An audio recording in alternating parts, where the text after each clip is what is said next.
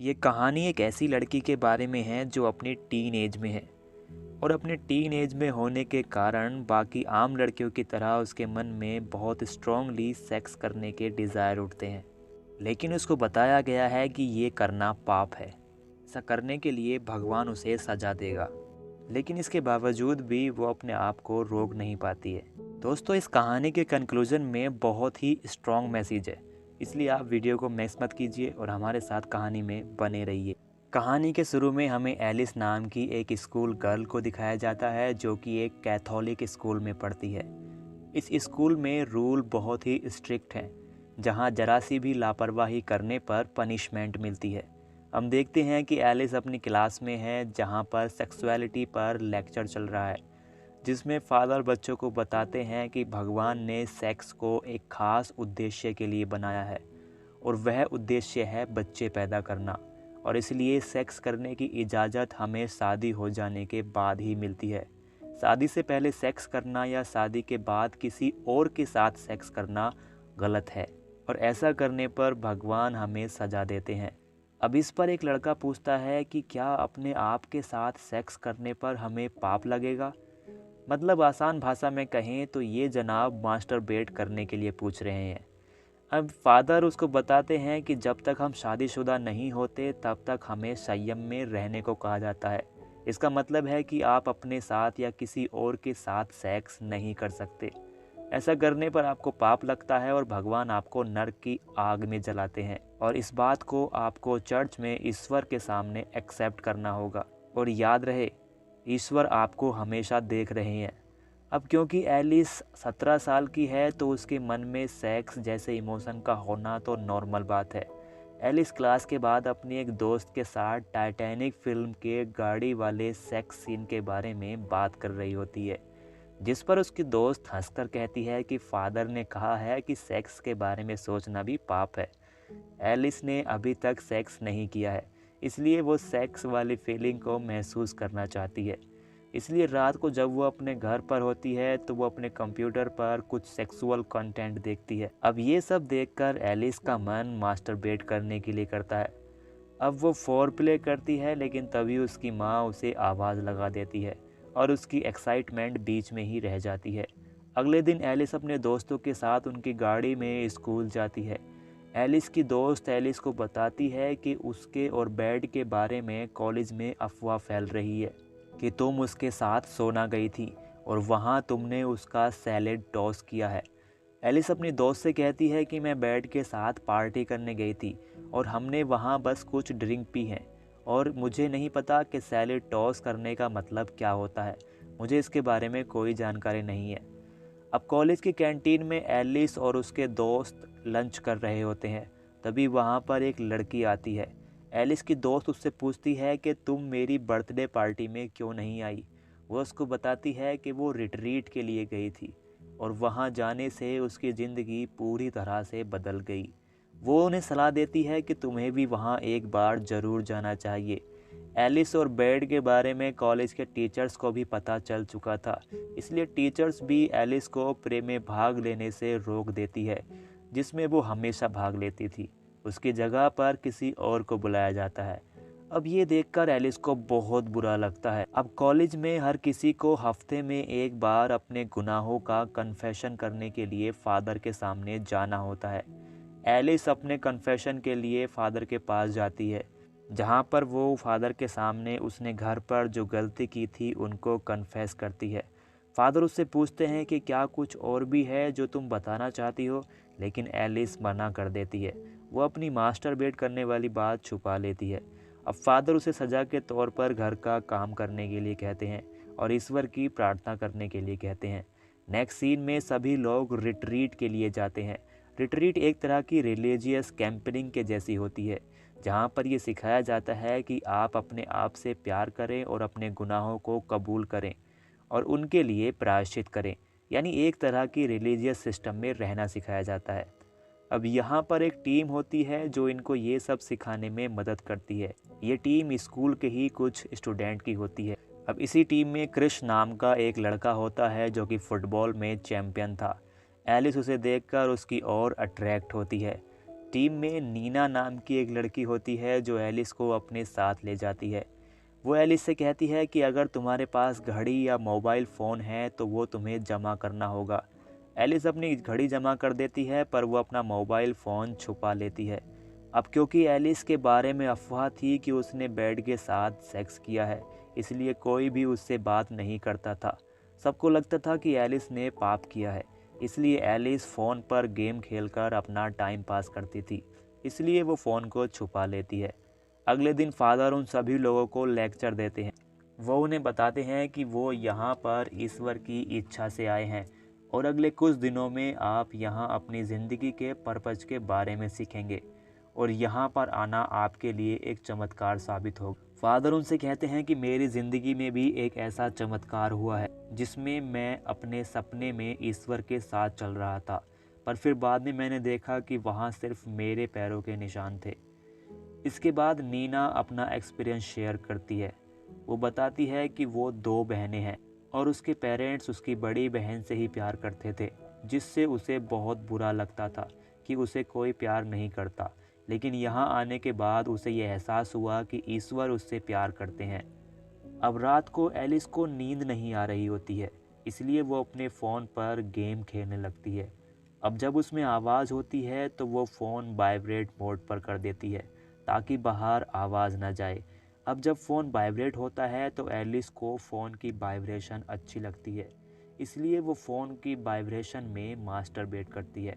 अब अगले दिन ये सब जंगल में घूमने जाते हैं, जहाँ एलिस देखती है कि एक लड़की जो ठोकर लगने की वजह से गिरने वाली होती है, क्रिस उसे संभाल लेता है। अब इसे देखकर एलिस को लगता है कि ये आइडिया अच्छा है, इसलिए वो जानबूझकर गिर जाती है और ना चल पाने का नाटक करती है और ऐसे उसकी ख्वाहिश पूरी हो जाती है। क्रिस उसे गोद में उठाकर ले जाता है। इसके बाद एलिस अपने रूम में जाती है। अब यहाँ पर नीना आ जाती है। वो एलिस को ग्रुप फ़ोटो के लिए बुलाने आई थी, लेकिन तभी कबर्ड में पड़ा एलिस का फ़ोन वाइब्रेट करने लगता है। अब नीना आवाज़ सुनकर कबर्ड खोल कर देखती है। वो एलिस से कहती है कि मुझे तुम्हारे फ़ोन के बारे में फ़ादर को बताना होगा। अब इसके लिए एलिस को सफाई करने का पनिशमेंट मिलता है। सफाई करते हुए एलिस फादर के कमरे में रखे कंप्यूटर को देखती है। वो उस पर अपनी उत्तेजना को शांत करने की कोशिश करती है, लेकिन तभी उसे किसी के आने का एहसास होता है और वो जल्दी में कंप्यूटर को ऐसे ही शट डाउन कर देती है। अब अगले सीन में हम देखते हैं कि एलिस 3-4 लोगों के साथ बैठी है, जिसमें क्रिस भी है।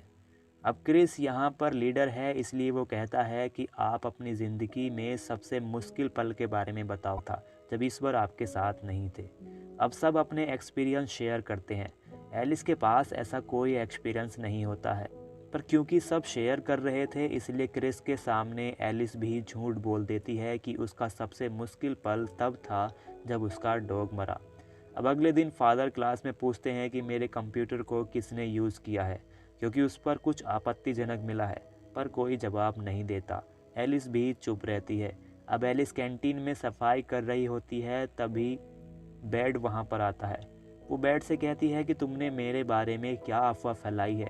तुम्हारी वजह से स्कूल में सभी मुझसे नफरत करते हैं। सब समझते हैं कि मैं एक गंदी लड़की हूँ। तुम जाकर सबको बता क्यों नहीं देते कि उस दिन ऐसा कुछ भी नहीं हुआ था। बेड उससे कहता है कि मैंने किसी से कुछ भी नहीं कहा है और मैं किसी को कुछ नहीं बोलने वाला। अब बेड वहाँ पर डस्टबिन में कूड़ा डाल रहा था और उसी में उसके हाथ का ब्रेसलेट गिर जाता है। इसे देखकर एलिस बेड को सबक सिखाने का एक प्लान बनाती है। एलिस उस ब्रेसलेट को फादर के रूम में कंप्यूटर के पास रख देती है ताकि फादर का शक बेड पर जाए कि उसी ने उनका कंप्यूटर इस्तेमाल किया था। और ऐसा ही होता है। फादर बेड को बुलाकर उसे वार्निंग देते हैं और उसे पनिशमेंट मिलती है। अब एक दिन सफाई करते हुए एलिस देखती है कि नीना, जो कि उस रिट्रीट की लीडर में से एक थी और ख़ुद को स्पिरिचुअल दिखाती थी, वो एडम, जो कि एलिस की बेस्ट फ्रेंड का बॉयफ्रेंड था, उसके साथ इंटीमेट हो रही थी। एलिस ये देखकर हैरान रह जाती है। ये बात वो अपनी बेस्ट फ्रेंड को बताती है, पर वो एलिस पर यकीन नहीं करती। वो उससे कहती है कि तुम कहानी बना रही हो, जैसे तुमने अपने डॉग के मरने की कहानी बनाई। एलिस उसको समझाती है कि उसके पास कुछ बोलने के लिए नहीं था, उसने वो बस ऐसे ही बोल दिया, पर उसकी दोस्त उसकी बात नहीं मानती। अगले दिन एलिस सफाई कर रही होती है तो यहाँ पर एलिस को एक और झटका लगता है। वो फादर को उनके रूम में देखती है जो अपने कंप्यूटर पर पोर्न वीडियो देख रहे थे। अब एलिस को कुछ समझ नहीं आ रहा था कि ये सब क्या हो रहा है। फादर ऐसा कैसे कर सकते हैं जबकि वो खुद इसे पाप कहते हैं। अब एलिस के मन में बहुत सारे सवाल थे पर जवाब कोई नहीं था। वो शांत होने के लिए जंगल की तरफ जाती है तो उसे रास्ते में क्रिस मिलता है। अब एलिस को लगता है कि क्रिस भी रिट्रीट का लीडर है और बाकियों की तरह वो भी शायद सेक्स करना चाहता होगा, इसलिए एलिस उसे किस करती है पर क्रिस एलिस को मना करके चला जाता है। अब जब ये सारी भसड़ एलिस के दिमाग से बाहर हो जाती है तो वो पैग मारने के लिए बार में जाती है। वहाँ पर उसे एक औरत मिलती है। वो औरत एलिस से पूछती है कि तुम कैथोलिक रिट्रीट के लिए आई हो। एलिस मना करती है पर क्योंकि एलिस ने रिट्रीट की टी शर्ट पहनी होती है इसलिए वो औरत उसे पहचान लेती है। वो एलिस से कहती है कि पहले मैं भी कैथोलिक स्कूल में थी, फिर मैंने छोड़ दिया। एलिस उससे पूछती है कि आपने ऐसा क्यों किया। वो उसको बताती है कि पहले मैं बहुत डरती थी कि मुझे नरक की आग में जलना पड़ेगा हर एक चीज़ के लिए, जैसे छुपाकर टॉफ़ी खाना, दूध ना पीने के लिए बहाना बनाना, सेक्स और बहुत सारी चीज़ें। मुझे बताया गया था कि वहाँ पर अंगारों का बिस्तर होता है और मुझे मटर खानी पड़ेगी जो कि मुझे बिल्कुल पसंद नहीं थी। अब एलिस भी अपनी फीलिंग शेयर करती है।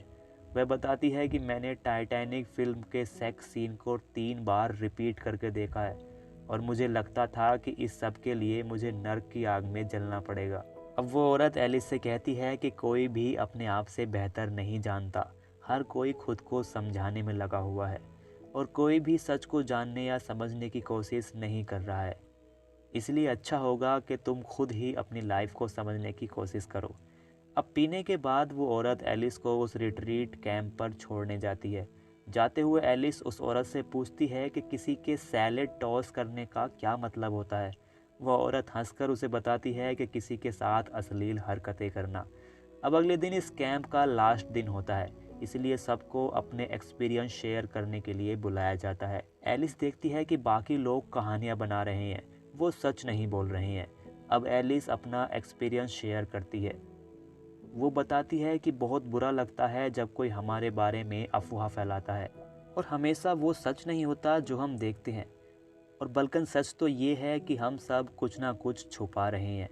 इससे तो अच्छा है कि हम सब एक दूसरे के साथ ईमानदार रहें और सबसे अच्छे से पेश आएं, और यही तो जीसस चाहते थे। हम सब अपनी ज़िंदगी को समझने की कोशिश कर रहे हैं, इसलिए हमें अपने आप को किसी भी तरह से कसूरवार नहीं मानना चाहिए अपने किसी भी काम के लिए, क्योंकि हम वास्तव में दोषी नहीं हैं। इतना कहकर एलिस वहाँ से चली जाती है। अब नेक्स्ट सीन में हम देखते हैं कि एलिस फादर के पास अपने कन्फेशन के लिए आई है।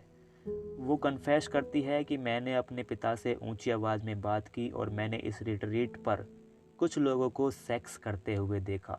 दरअसल उसका इशारा फादर की तरफ होता है।